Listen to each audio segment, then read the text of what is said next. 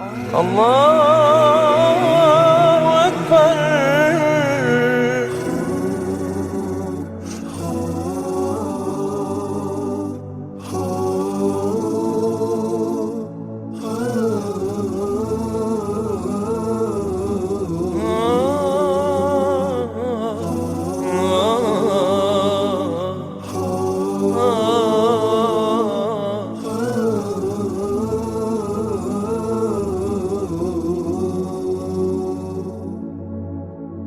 Yeri göğü yaradan Allah'ım Allah, dedi yoktan var eden Allah'ım Allah. Muhammed'i yaradan Allah'ım Allah.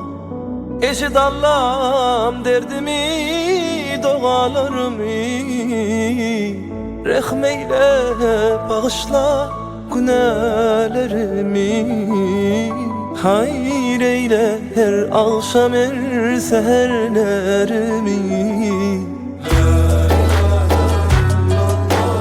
Allahu Allah, Allahu Allah, Allahu Allah, Allahu Allah.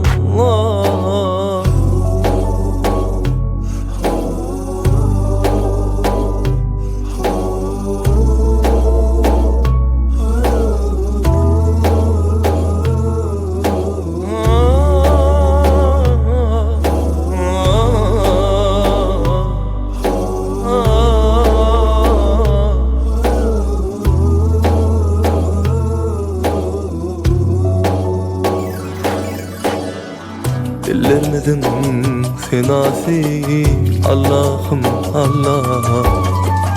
Taşımadım galasi Allah'ım Allah. Alemin padişahı Allah'ım Allah.